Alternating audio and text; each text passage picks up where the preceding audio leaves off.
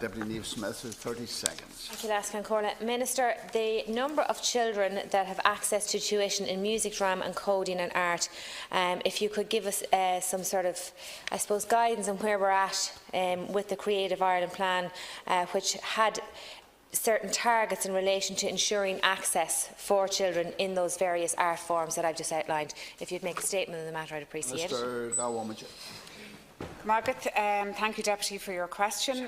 The Creative Youth Plan, which I launched in December 2017, seeks to ensure that every child in Ireland has practical access to tuition, experience and participation in music, drama, art and coding by 2022. And nearly 1 year on, we can now show some real progress towards meeting this ambitious objective. The Creative Schools pilot project has almost 150, was actually 149 schools, is now up and running, reaching over 38,000 children and young people. And the pilot will cover a wide range of creative activities for children and young people, which could potentially include drama, visual arts, literature, poetry, film, coding and other activities. There's music generation, which is moving into phase 2 of their expansion, and it's planned that nationwide expansion would take place during the lifetime of the Creative Ireland programme.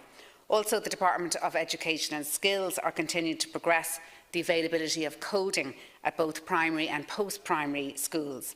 And at post-primary level, a short course has been developed in coding for junior cycle and is available for all schools to offer. The first phase of the Leaving Cert Computer Science is underway, with 40 schools offering this subject. And plans are being examined with key stakeholders for the expansion of the youth theatre provision across the country, and other important initiatives are being developed and piloted, such as the pilot Creative Youth Partnership Initiative, which was launched during the summer and the outcome of which will be announced shortly.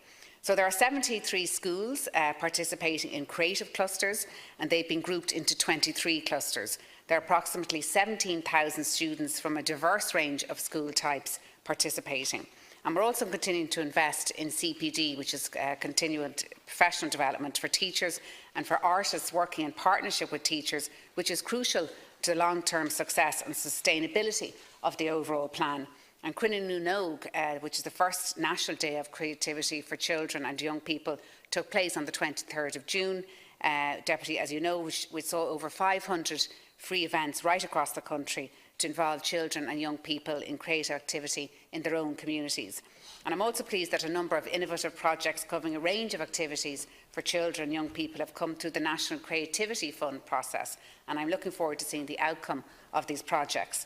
It's an ambitious and ever-developing creative youth plan, but I hope that by 2022 it will have touched the lives of every child and young person in Ireland. Margaret. Deputy Smith.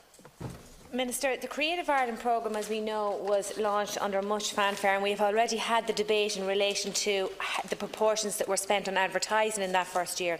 But as you quite rightly laid out there, the Creative Youth Programme, Youth Plan, was launched in December 2017 under the banner of Creative Ireland.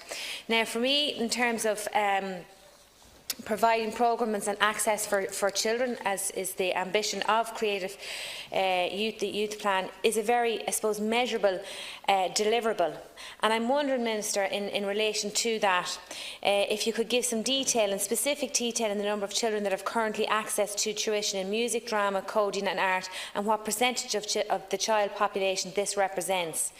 There are a number of pilot projects that have been launched under the Creative Youth Plan, a number of them such as the Creative Schools pilot project, which will be serving over 150 schools, but we have 4,000 schools around the country.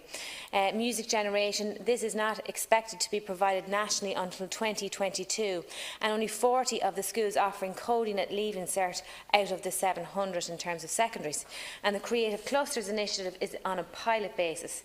So, you know, it sounds very impressive in terms of the type of programmes that are happening, and I'm not disregarding that at all. I'm just wondering, because as we know, when it comes down to the hard, I suppose, evidence, I'm wondering how this has been measured, how it's been monitored and how it's been reviewed. Minister to respond.